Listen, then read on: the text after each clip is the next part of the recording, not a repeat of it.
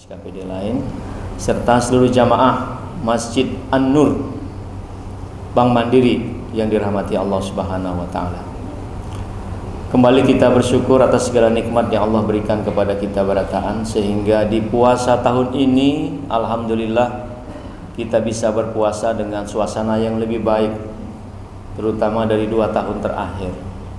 2 tahun kita memasuki pandemi, betul-betul ujian yang sangat besar bagi kita, apalagi sebagai seorang muslim dan muslimah tentunya, misalnya di rumah mengatur roda ekonomi, memanage keuangan, ya.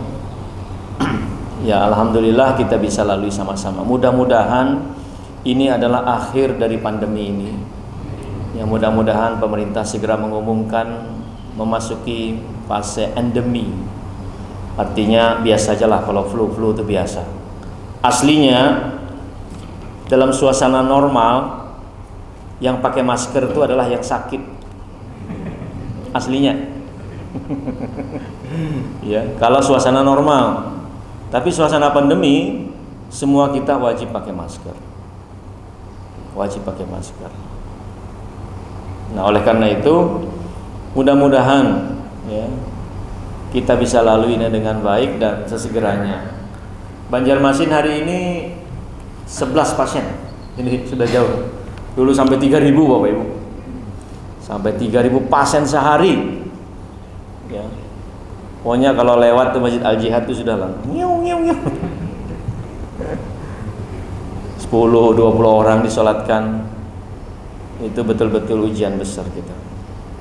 Alhamdulillah kita ini lulus ujian berarti. Ya, lulus ujian. Para penyintas angkat tangan. Yang penyintas angkat tangan, Pak. Semua banyak penyintas. Berarti antibodinya tambah kuat. Ya, insyaallah. Ya, ada sampai 2 kali, ada 3 kali kena ya. S3. Nah, jamaah rahimakumullah. Kita hidup ini tidak lepas dari ujian. Tidak lepas dari ujian. Ujian kita untuk menguji kita bisa lulus atau tidak. Ketika sakit, apakah kita lalui dengan banyak-banyak beristighfar kepada Allah, menjadi tempat untuk kita merenung, ataukah misalnya ketika sakit kita malah sering mengeluh, ya tidak terima dengan ujian ini. Nah makanya yang dilalui sama, tapi cara menyikapinya yang berbeda akan menghasilkan juga hasil yang berbeda. Jadi X kali Y itu resultantenya adalah ya, R ya. Resultnya itu R, tanda panah misalnya. Mudah-mudahan bukan penurunan, tetapi tanda panah itu hasilnya harus positif, naik ke atas. Artinya ketika ada ujian dari atas dari bawah, sumbu X sumbu Y, hasilnya adalah resultantenya itu adalah R, sumbu R. Masih ingat gak pelajaran SMA? Nggak nyambung ya. Ya. Asisten fisika dulunya soalnya.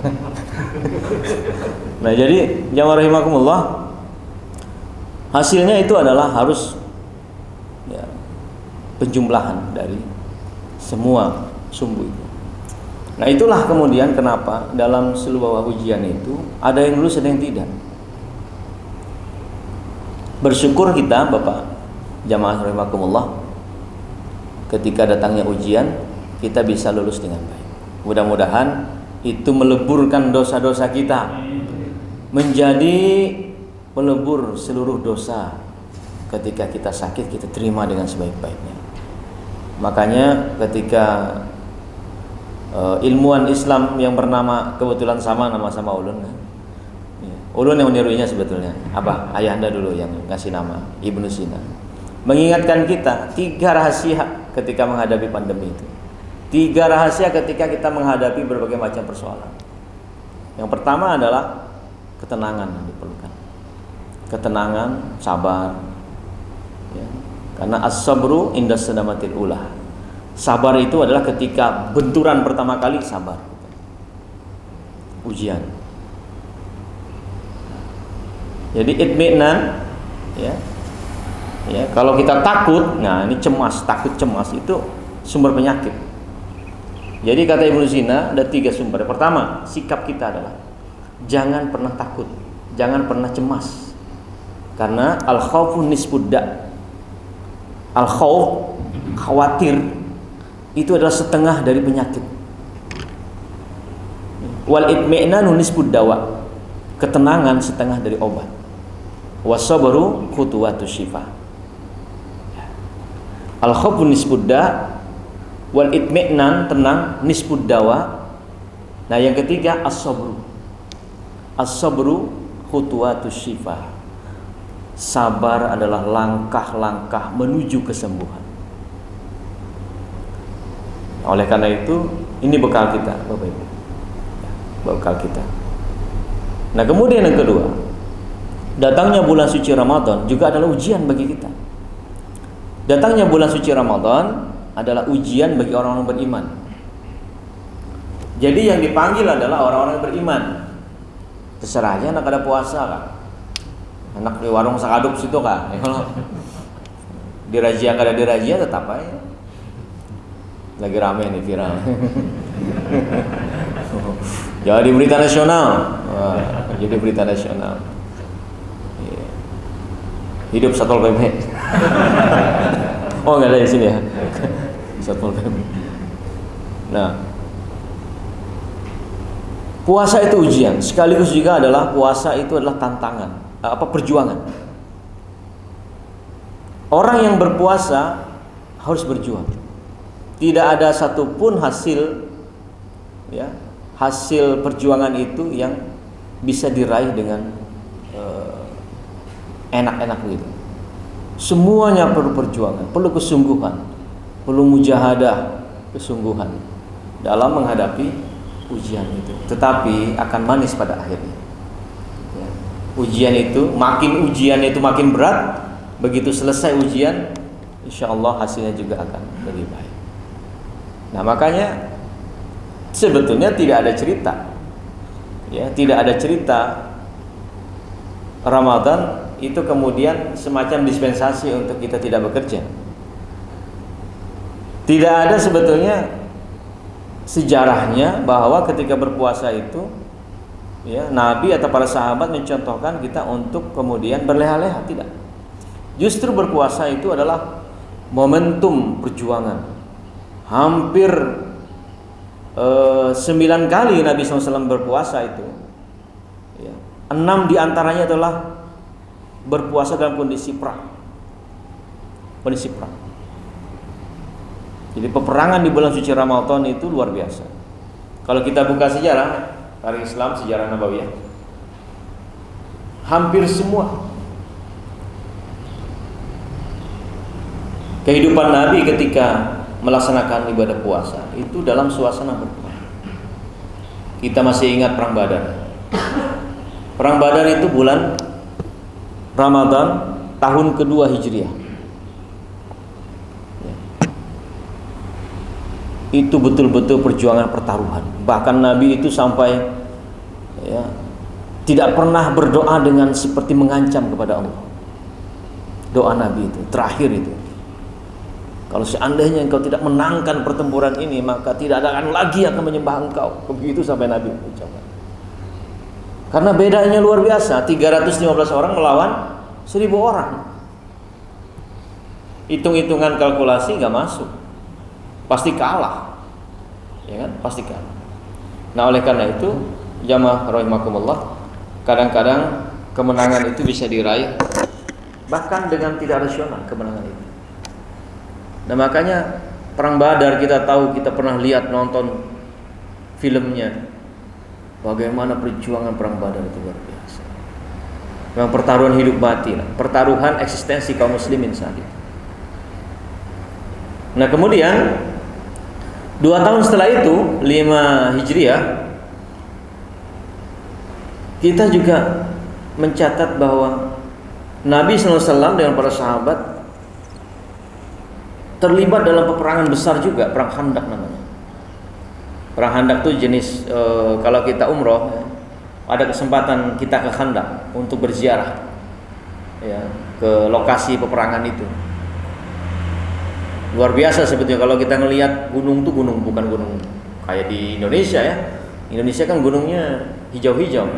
Kalau di Saudi kan, di Arab sana gunungnya gunung batu, panas luar biasa.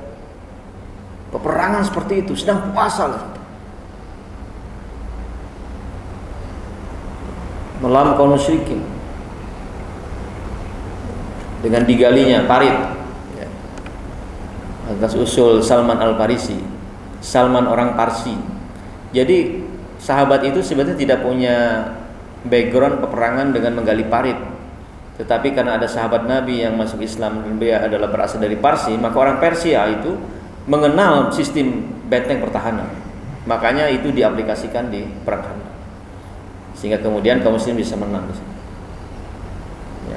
2 Hijriah perang Badar, 5 Hijriah perang Khandaq, 8 Hijriah kemenangan kaum muslimin dalam Futuh Mekah.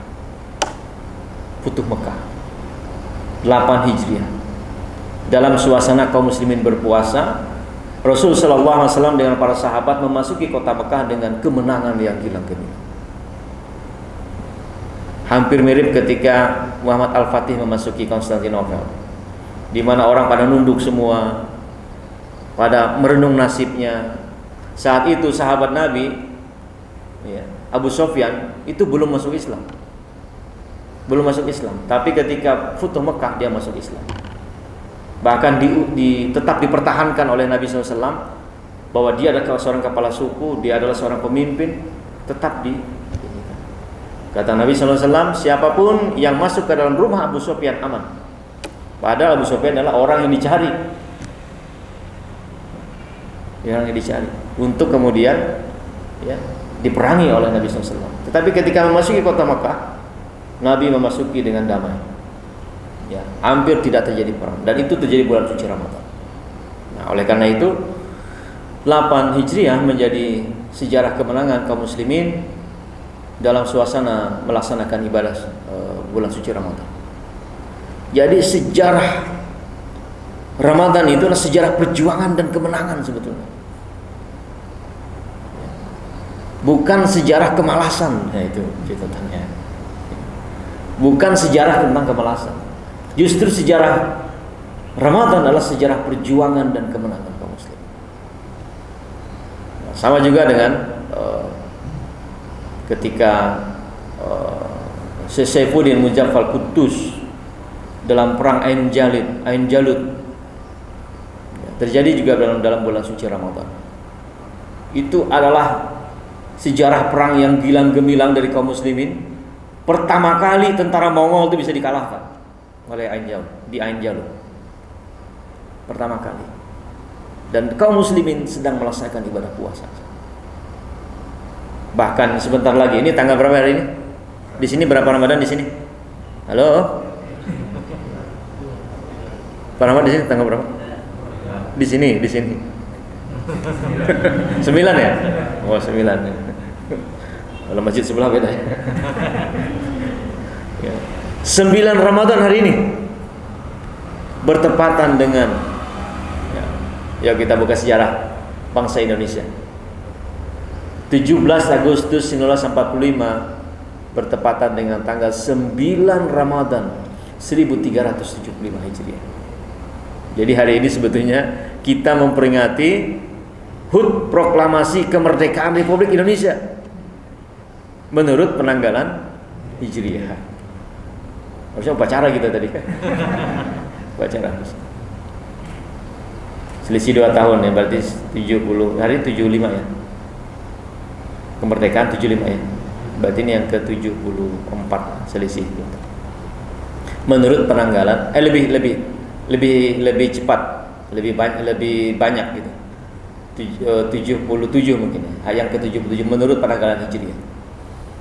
Jadi 9 Ramadan jamaah rahimakumullah, kaum muslimin memproklamirkan kemerdekaannya setelah bersejarah perjuangan panjang ya.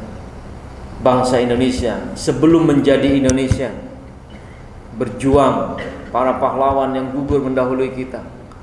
Dari manapun dia berada, suku bangsa manapun dia ada, ketika di Nusantara terjadi perlawanan terhadap kolonialisme, kemudian diikuti dengan berbagai macam perjuangan diplomasi internasional.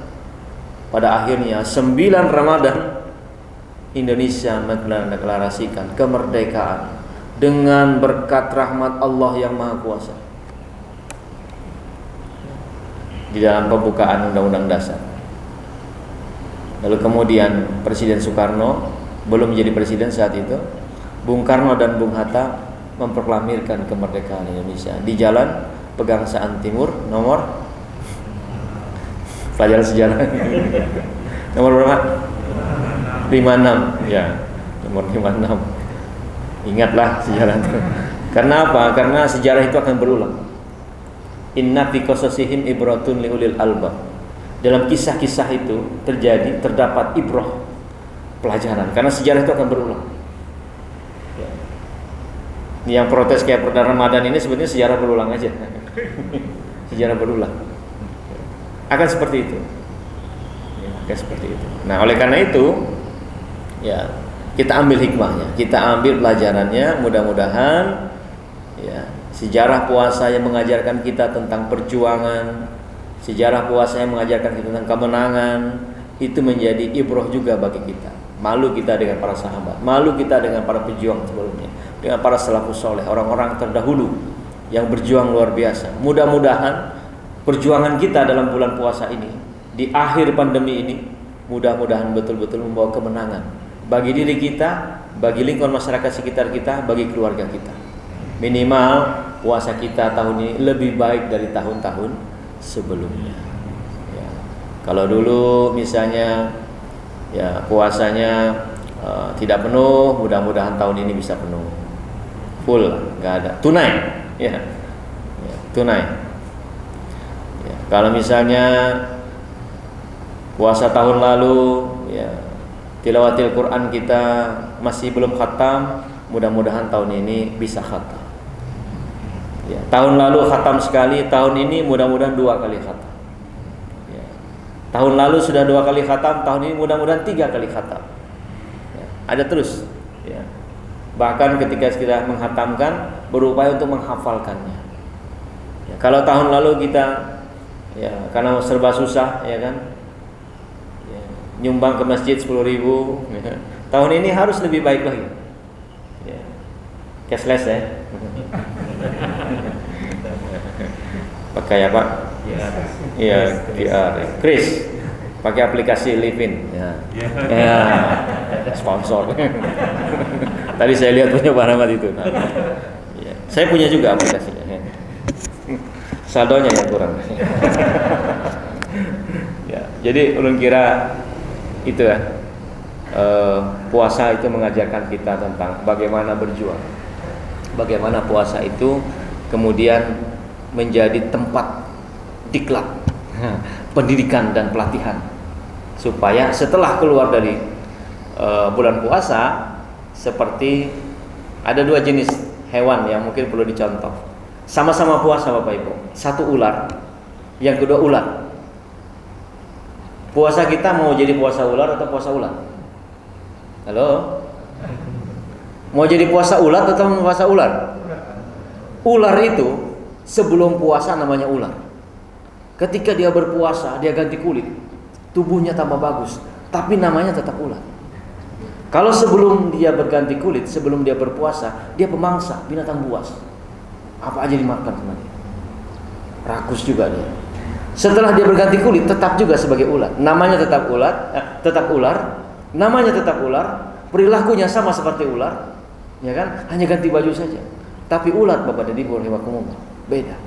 Ular sebelum dia puasa, sebelum dia menjadi kupu-kupu, ular adalah rakus luar biasa. Ada daun habis dimakan semua, kanibal bahkan dia, ulat itu. Tapi ketika dia masuk dalam kepompong, ketika dia masuk dalam kepompong, dia berpuasa, kemudian terjadi metamorfosis. Ketika dia berpuasa itu, kupu-kupu ini sebelum jadi kupu-kupu, ulat ini merenung. Mungkin dia punya otak juga ya. Dia merenung, kemudian berubah. saya tidak boleh rakus lagi. Saya harus berubah lebih baik lagi. Ketika selesai kepompong dia jalani, Bapak Ibu bisa kita lihat apa yang terjadi dengan sang ulat. Dia keluar dari kepompong dengan harapan baru, dengan bentuk yang berbeda dari sebelumnya. Namanya bukan ulat, namanya kupu-kupu. Indah bentuknya, menarik pandangan mata. Hati-hati dalam mengepakkan sayapnya. Dia sentuh segala sesuatu, tidak menyebabkan kerusakan. Dia tidak lagi rakus. Dia tidak lagi kemudian seperti ulat. Ya. Namanya sudah berubah. Dia tidak ulat lagi. Dia berubah. Dia menjadi seekor kupu-kupu yang menarik hati, yang punya sikap yang berbeda, punya tingkah laku yang berbeda dengan ulat sebelumnya. Pernahlah kita lihat kupu-kupu rakus enggak? Enggak pernah. Dia sentuh tuh tanaman, dia sentuh bunga-bunga, dia ambil saripatinya, dia bantu penyerbukannya, menjadi orang yang bermanfaat. Nah, itulah harapannya bahwa bulan puasa ketika orang itu masuk dalam kepompong Ramadan, mudah-mudahan keluar dari Ramadan ini kita berubah. Namanya tetap ya Pak Ihsan sebagai sekda tetap, tapi tingkah lakunya, perilakunya, ya. Mohon maaf contohnya ke sini daripada yang lain nanti saya susah. Ya. Lebih baik lagi dari waktu ke waktu, lebih baik lagi dari waktu ke waktu. Nah, oleh karena itu mudah-mudahan Bapak Ibu hadirin rahimakumullah, kita semua kita berataan ya, kepompong Ramadan tahun ini betul-betul menjadikan kita pribadi yang lebih baik, pribadi yang menebarkan keharuman, yang menebarkan kebaikan, membantu penyerbukan dari itu, membantu orang lain. Ya, kemudian hati-hati dalam bertindak, hati-hati dalam tingkah laku, lebih baik lagi dari sebelumnya, dan menjadi pribadi yang paripurna atau insan kamil istilahnya. Jadi kira demikian 25 menit. Ya, jadi tambahannya 10 menit dari biasa. Ya, mudah-mudahan ini ya begitu di chat sama siapa kemarin? Bank Mandiri, Masjid Mandiri. Wah, saya langsung mengiyakan. Kenapa? Sudah lama tidak ke sini. Jadi betul-betul 4 tahun persis. Ya.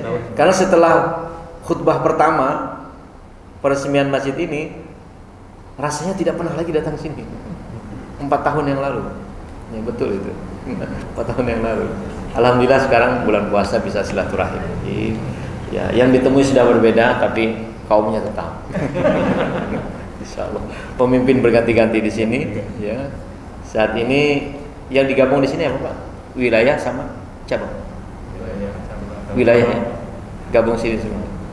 Ya alhamdulillah tetap ini menjadi sebuah sumber kebaikan. Alhamdulillah kalau 4 tahun setelah Jumat pertama peresmian berarti sudah lebih dari 200 kali Jumat.